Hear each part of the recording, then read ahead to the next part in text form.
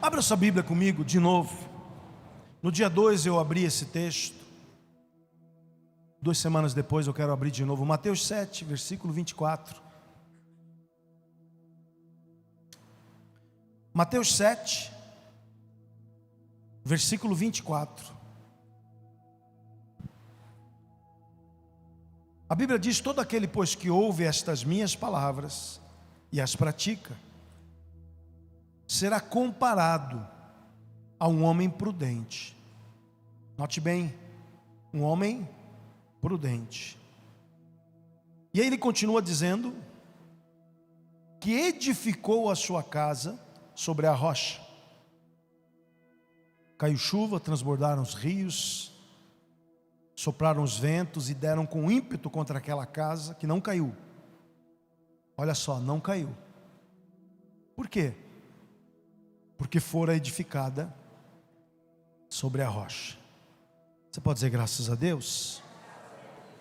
Pai querido, nós te amamos e queremos aprender da tua palavra.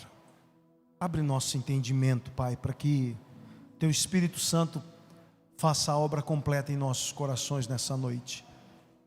Livra-nos do mal, Senhor. Livra-nos de toda a opressão. Que o Senhor envie os teus anjos nesse lugar e faça uma limpeza aqui, Pai. Amarre todo espírito maligno, todo espírito de confusão que queira, ó Deus, roubar a nossa compreensão. Todo espírito de cegueira, de confusão espiritual, seja amarrado, subjugado pelos teus anjos e que sejam lançados onde o Senhor determinar. Nós oramos em nome de Jesus. Amém? Amados, quando eu ministrei aqui há 2 semanas atrás, abordamos e aprendemos juntos sobre as palavras que Jesus proferiu. A partir do momento que Jesus aparece em cena no livro de Mateus, ele começa a falar e a ensinar. Cada palavra mencionada por Jesus nos revela um ensinamento precioso. E quando ele chega no capítulo 5, quando ele começa a falar sobre as bem-aventuranças, bem-aventurado os mansos, bem-aventurados os humildes, e ele vai falando, e ele prega o famoso Sermão do Monte, capítulo 5, capítulo 6, capítulo 7, 3 capítulos do livro de Mateus, voltada para um sermão que Jesus proferiu ali, próximo ao mar da Galileia. Se você já esteve em Israel, você viu que o mar da Galileia, ele fica como que num vale, né? Em pequenas montanhas próximas ao rio, e provavelmente ali que Jesus proferiu o Sermão do Monte. E quando ele conclui esse sermão, todos os ensinamentos dele, ele fala dessa edificação dessa casa. Ele fecha o Sermão do Monte, e ele diz que o homem precisa ser prudente quando edifica a sua casa. Quando a gente lê esse texto, a associação mais rápida que a gente faz dessa casa é nossa família. É eu, minha esposa, meus filhos. Só que eu acredito que essa casa que nós devemos edificar, na verdade, é a nossa alma. Põe a mão no coração e fala assim: essa casa sou eu.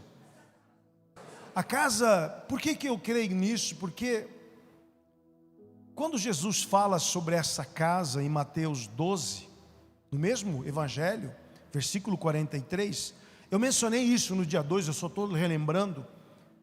Ele diz, Mateus 12, 43, quando o espírito imundo sai do homem, anda por lugares áridos, procurando repouso, porém não encontra. Por isso diz: voltarei para onde?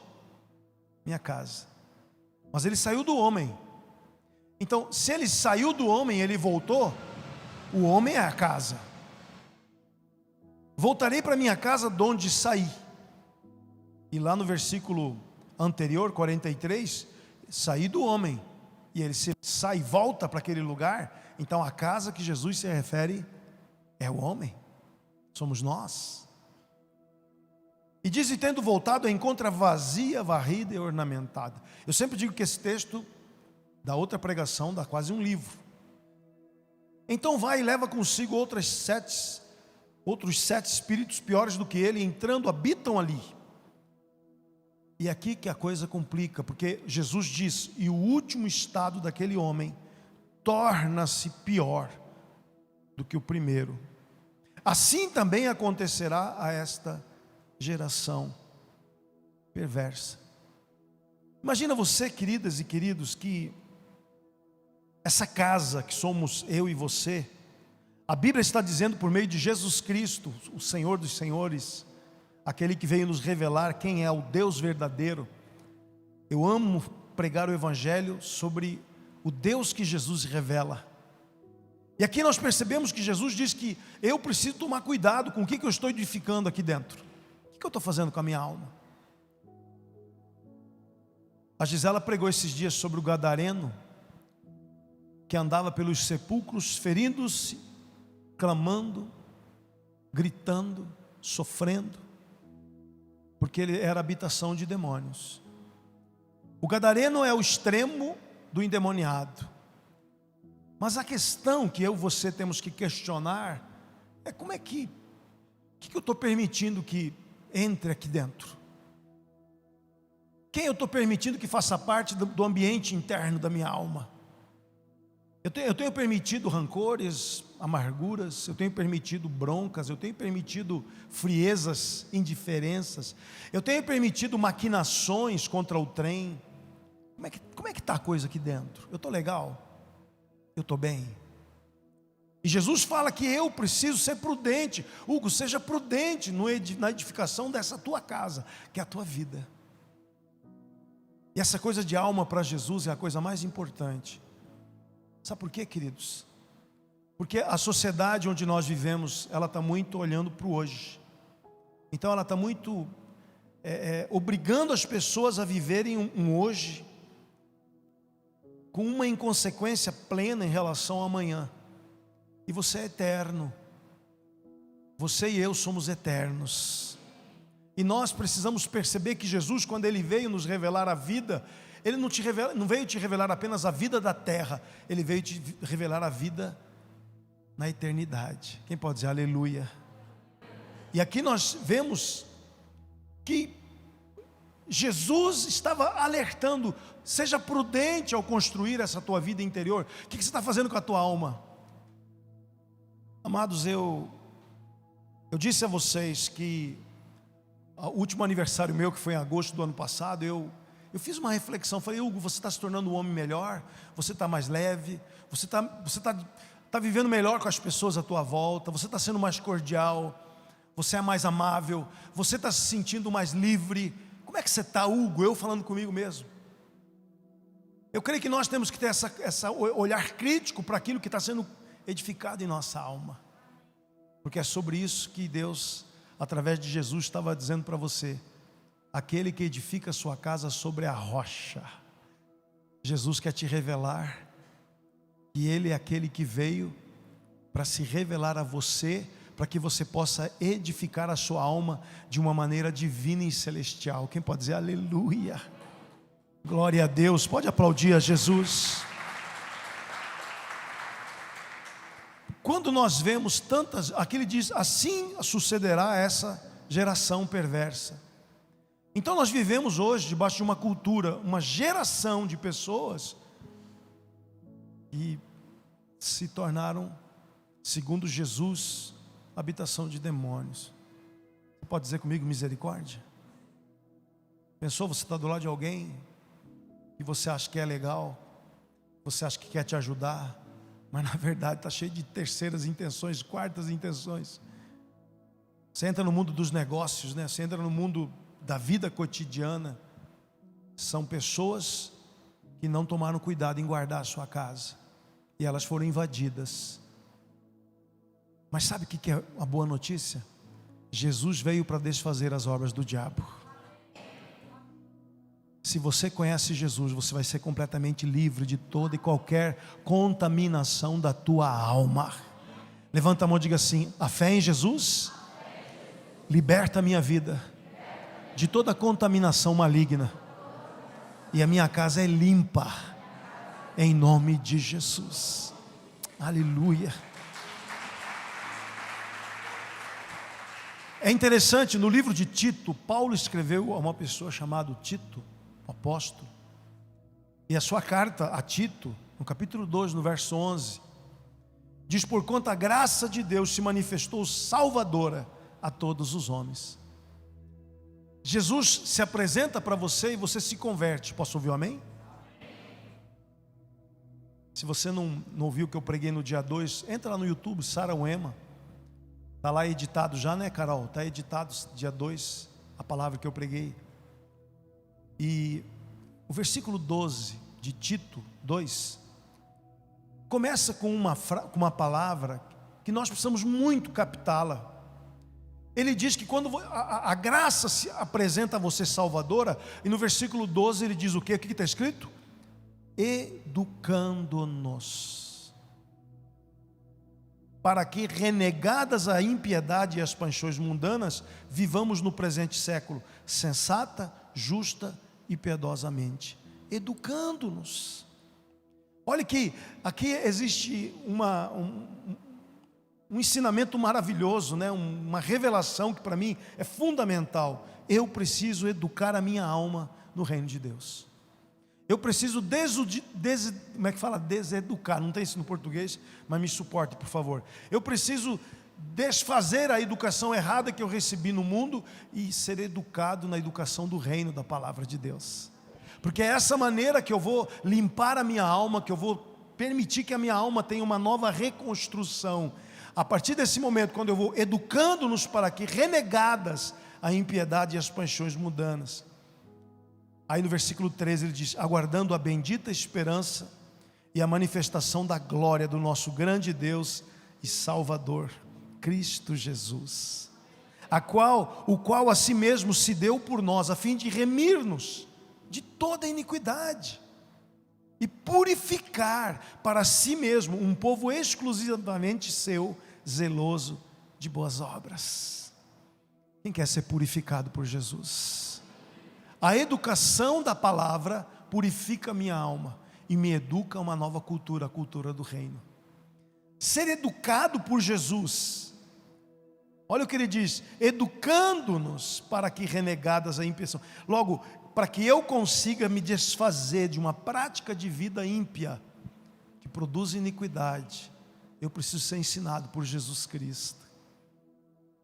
Sabe, amados, o que ele está dizendo: todos que recebem a mensagem do Evangelho e se arrependem, você vai ser liberto da escravidão das trevas. Quem pode dizer aleluia? Note bem, você é resgatado das trevas. Se eu fui resgatado, note bem, eu tinha 23 anos, estou falando do Hugo agora, eu e Gisela era mais novinha, tinha 18, eu tinha 23, nós fomos resgatados do império das trevas, é o que a Bíblia diz. E aí eu preciso entender isso. Hugo precisa entender: Hugo, você viveu 23 anos, cara. Quanta sujeira havia na tua alma, quantas contaminações haviam na minha vida que precisam sair até hoje. Tem dia que eu ajoelho, dobro meu joelho e falo: Senhor, limpa a minha alma de toda coisa esquisita, toda coisa estranha. Eu não quero ter um comportamento duplo, eu não quero ser hipócrita, eu quero ser autêntico, eu quero ser puro. Dá para falar amém? Porque, amados, eu tenho consciência, eu fui arrancado das trevas. Colossenses 1,13 diz: ele, falando de Deus Pai, nos libertou do império das trevas. Diga: eu fui liberto. Não fala de novo, por favor. Ele diz: ele nos libertou do império das trevas e nos transportou para o reino do Filho do seu amor. Espera aí, eu estava no império das trevas. Sabe quando você pega uma pessoa toda arrebentada, toda judiada, cheia de ferida? Assim que estava a nossa alma quando o Senhor nos resgatou. Quando você pega alguém raptado durante uma semana, a pessoa já está suja, cheirando mal. 1 ano, ela está, homem, barba, roupa toda suja. E eu, 23 anos, como é que estava a minha alma? E Deus me achou lá todo sujo, imundo. E ele chegou para Satanás, falou assim: ele é meu, eu vou resgatar ele. Mas ele está todo sujo, ele está todo errado. Olha a alma dele, olha quanta miséria na alma desse rapaz. Jesus falou: eu quero ele. Ele me tirou da minha sujeira. E o Hugo tem que saber disso. Hugo não tem que achar porque eu me converti para Jesus e me tornei purinho. Eu preciso tratar das coisas sujas que estavam na minha vida. Quem está entendendo? Diga: a libertação vem se eu reconhecer que tem algo para ser liberto. Se eu acho que sou purinho, sou crente, eu sou de Jesus, cuidado com a hipocrisia. Tem muita coisa para ser tratada, porque fomos arrancados das mãos das trevas. Ninguém pode dizer que andou nas trevas e não teve contaminação. Todos nós fomos contaminados e precisamos ser libertos. E no versículo 15 diz: despojando os principados e potestades, Colossenses 2, publicamente os expôs ao desprezo, triunfando deles da cruz. Jesus me arrancou da mão das trevas e me apresentou para Deus como um triunfo, como despojo da guerra. Você é a recompensa de Deus, porque você foi resgatado das mãos das trevas. Diga: eu sou recompensa de Deus. Aleluia. Se você está na mão de Deus, Deus vai querer tratar com você. O que eu falei? Digamos que você pega um filho teu que você ama. Quem tem filho sabe o que eu estou falando. Filho, a gente morre pelos filhos. Ele está todo sujo. Qual a primeira providência que você vai fazer? Você vai correr para levar ele num banheiro para tomar um banho. Se possível, você entra até junto. Você vai dar um banho nele. Você vai falar: não, limpa meu filho, eu quero que saia essa. Vamos lá levar ele para cortar o cabelo. Vai cortar, vai fazer a unha, sei lá. Você fica doido, né? Você quer saber se tem alguma doença, leva no médico, faz exame de sangue. Você dá uma geral, é teu filho. Você imagina teu Deus. Ele te encontrou e Ele quer tratar com você. Quantos vão deixar Deus purificar você? Porque a gente pensa que porque converteu, eu já sou crente, agora eu vou dar lição de moral nos outros. Sai da lama em nome de Jesus. Seja humilde. Todos precisamos ser libertos. Por isso que em Oséias 6, de 1 a 3, é o texto que eu li aqui umas semanas atrás, mas deixa eu mostrar para você um outro olhar para esse versículo. Oséias fala sobre essa questão do homem quando ele volta para Deus. Vinde, tornemos para o Senhor, porque Ele nos despedaçou e nos sarará, fez a ferida e a ligará, curará. Depois de 2 dias nos revigorará, ao 3º dia nos levantará e viveremos diante dEle. Conheçamos, prossigamos em conhecer ao Senhor. Como a alva sua vinda é certa, Ele descerá sobre nós como a chuva serôdia que rega a terra. Porque, amados, vinde e tornemos. Quando o homem volta para o seu Senhor, ele volta despedaçado, quebrado pela vida. Deus permitiu que a gente fosse ferido.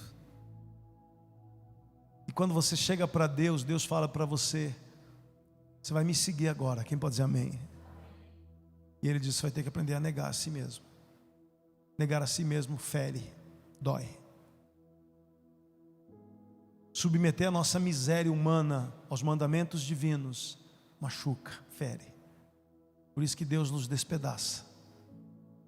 Mas Ele permite que você entre na cruz, para que você, quando saia dela, você saia ressuscitado, restaurado e curado em nome de Jesus Cristo. Diga: Ele fez a ferida e é Ele que vai me curar. Note que Ele fala depois de 2 dias. Fala comigo: 2 dias. É interessante eu e você entendermos esses 2 dias, porque 2 dias foi o tempo que Jesus ficou lá na terra, enterrado, na verdade na rocha. Jesus passou o processo da cruz 2 dias. O que Ele está dizendo aqui? É que todos nós, quando conhecemos a Jesus, nós passamos por esse processo, onde a gente vai sendo transformado, onde a gente vai sendo tratado. Mas a gente sabe, quando passar os 2 dias, você vai sair do outro lado transformado e purificado. Quem pode dizer graças a Deus? Tem áreas da nossa vida que a gente já está no 3º dia, já está vivendo, já foi transformado, já é uma bênção. Mas tem áreas da nossa vida que a gente está nos 2 dias ainda. Por isso que quando a gente erra com o irmão, fala para o teu vizinho: irmão, perdoa, eu estou naqueles 2 dias nessa área ainda. Né? Tem áreas da nossa vida que a gente não está tratado ainda. Tem áreas da nossa vida que a gente está sendo curado. Fala para o teu vizinho aí: tem paciência comigo, eu estou sendo tratado por Deus. Ele fez a ferida, mas Ele vai ligar a ferida. Tem coisas da minha vida que até hoje a minha mulher tem que ter paciência comigo. Eu tenho que virar para ela e falar assim: Gisela, calma, estou nos meus 2 dias, espera que eu vou chegar no meu 3º dia. Quem é casado sabe o que eu estou falando, né? Tem coisa que a gente está nos 2 dias lá sendo tratado, passando pelo tratamento divino. Mas tem área da tua vida que você já chegou no 3º dia. Quem pode dizer aleluia? Fala comigo assim: o meu Deus, Ele fez a ferida, mas Ele vai curar a minha alma. Aleluia, glória a Deus. E aí ele diz: e viveremos diante dele, quando eu aprendo esse caminho da cruz, o processo da cruz, onde cada área da minha vida passa pelo tratamento do Senhor. E é doloroso esse momento. O tratamento, geralmente, eu brincava esses dias lá na igreja da Zona Norte, dizendo que a minha mãe era paraguaia, e ela fazia uns chás quando a gente ficava doente. Dependendo da doença, era um tipo de chá. Poxa, eu fui criança na década de 70, então tenha paciência, né? Então, a minha mãe tinha um chá que era para dor de estômago, chamado Jaguareté-Ca. Qual que era o nome? Jaguareté em Guarani é onça, Ca é chá, chá de onça. Jaguareté-Ca era ruim de tomar. Eu criança, imagina uma criança de 8 anos, né? Você já deu remédio para criança? Xarope? O que ela pergunta? É ruim? Quem já deu remédio para criança aqui? É ruim? É amargo? Você imagina um chá, meu irmão, que minha mãe mandava a gente tomar. Era um copo assim, e ela falava: toma, que você vai ficar bom. Eu tomava aquele chá, quase vomitava de tão amargo que era. Mas depois de um tempo que eu tomava, eu ficava bom. O tal do Jaguareté-Ca funcionava, né? Fala para o teu vizinho: tem um Jaguareté-Ca para você, irmão, que vai curar a tua alma. É amargo o remédio, mas a cura é certa. Assim é a cruz do Calvário. Se você for para a cruz, vai doer, vai ser amargo, mas quando você passar os 2 dias, você vai ressuscitar em nome de Jesus Cristo. Glória a Deus. Porque Deus está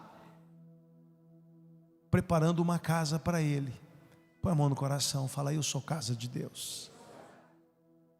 1 Pedro 2,5 diz também: vós mesmos, como pedras que vivem, sois edificados casa espiritual. Diga: casa espiritual. Para ser de sacerdócio santo, a fim de oferecer de sacrifícios espirituais agradáveis a Deus por intermédio de Jesus Cristo. Eu tenho pensado muito, sabe, queridos, nessa questão, porque a vida passa igual um foguete, e a gente vai. Eu estava esses dias com o Dalton e com o Mendonça. Dalton é 2 anos mais velho do que eu, e ele fala para mim assim: eu estou mais perto de Deus que você. Ele está 2 anos na minha frente. E todo homem que passa dos 60, se ele conhece a Deus, o temor dele cresce, porque ele sabe que ele vai encontrar com Deus na eternidade, e ele vai ter que prestar conta. Por isso eu quero purificar meu coração. Eu não quero ter disfarces. Eu estou edificando casa espiritual. Quem pode dizer amém, Jesus? Amados, está chegando um avivamento sobre o Brasil. Por isso que Deus está ministrando palavras como essa, para que haja conversões genuínas, para que os homens e mulheres quebrantem diante de Deus, para que você realmente tenha uma conversão verdadeira, de coração pronto, para quando a glória de Deus chegar, você vai estar pronto para receber a unção, o avivamento. Você vai ser casa espiritual de um poderoso avivamento que Deus está derramando. Quem pode dizer aleluia? Aleluia! Por isso que Jesus diz: todo, pois, aquele que ouve estas minhas palavras e as pratica, será comparado ao homem prudente. Edificou a sua casa sobre a rocha. Sabe por quê, querido? Porque a palavra de Deus, ela vem para confrontar as minhas atitudes. A palavra vem para que realmente eu olhe para a minha prática de vida. A Bíblia não vem para me dar conhecimento teológico, eu digo muito isso. A Bíblia vem para que ela confronte a minha prática de vida. Qual é a minha prática de vida? Quem eu sou no meu secreto? Quem eu sou na minha intimidade? Quem eu sou lá com a minha esposa? Quem eu sou lá com os meus filhos? Quem eu sou lá sozinho, eu comigo mesmo? Quem eu sou? Porque aí é que entra, queridos, a palavra vem para confrontar a minha prática. Daí a necessidade de eu entender o poder da palavra ter um efeito claro na minha alma. Diga comigo assim: palavra de Deus e a minha alma. A palavra de Deus tem que confrontar a minha alma, a minha maneira de pensar, de sentir, de desejar. A palavra de Deus, ela precisa realmente ter esse impacto. Por isso que é importante você ter um momento lá de leitura bíblica. Você vai lendo e vai orando. Você vai lendo e vai meditando, vai permitindo. Hoje eu estava lendo Esdras. Meu Deus, como falou comigo Esdras, meu pai. Eu estava ali, sabe, eu estava lendo ali genealogia daqueles que entraram em Jerusalém com Esdras. Aí vi lá Anum, filho de Davi. Falei, cara, o cara era filho de Davi, está na lista. Aquilo ali, o que tem a ver Anum, filho de Davi? O que tem a ver com a minha vida? Mas aquilo tocou no meu coração. Falei, nossa, um descendente de Davi viveu a Babilônia. Deus é fiel, porque Deus prometeu para Davi que não faltaria um que não tivesse, que não sobrevivesse a qualquer situação. Quando eu li aquela frase, no filho de Davi, eu falei, Senhor, falei, Deus cumpriu a palavra dele. Fala comigo assim: Deus é fiel. Hoje, quando eu meditava na palavra, a palavra queimou na minha alma. Nós precisamos ter esse assós com a palavra. Vai falando amém aí. Precisamos ter esse momento de meditação para que a palavra realmente cure, porque a Bíblia diz em Salmo 19, no versículo 7, diz: a lei do Senhor é perfeita, restaura a alma. Testemunho do Senhor é fiel e dá sabedoria aos simples. O Senhor está derramando um bálsamo de restauração sobre as almas feridas, machucadas. O Senhor está derramando bálsamo de cura sobre a tua vida. A palavra de Deus vai ser cura, vai ser remédio, vai ser o sobrenatural agindo no teu coração. Aleluia! E o Salmo 119, versículo 67, eu estou fechando a palavra, diz: antes de ser afligido, andava errado, mas agora, diga agora, guardo a tua palavra. Não projetou ali Salmo 119, 67. Antes de ser afligido andava errado, mas agora guarda a tua palavra. Essa influência que vem pela palavra de Deus vai mudando a minha prática.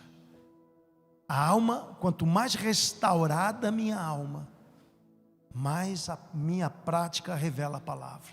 Diga: quanto mais restauração, mais revelação da palavra.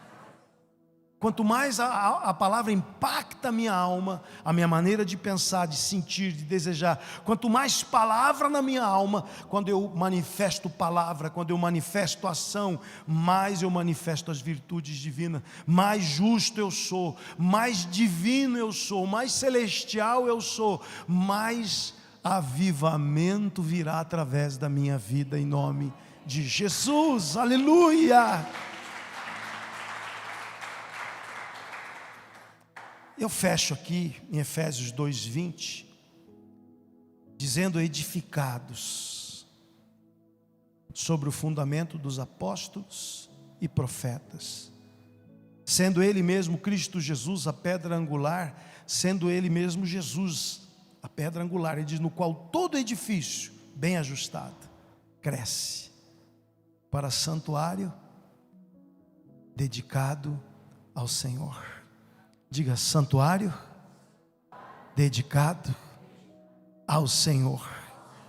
A palavra de Deus me leva a ajustar. Ajuste é encaixe. Quanto mais palavra na minha vida, mais eu vou ajustar com a minha esposa, mais eu vou ajustar com os meus filhos, mais eu vou ajustar com você. Quanto mais palavra, mais ajuste. Diga amém, Jesus.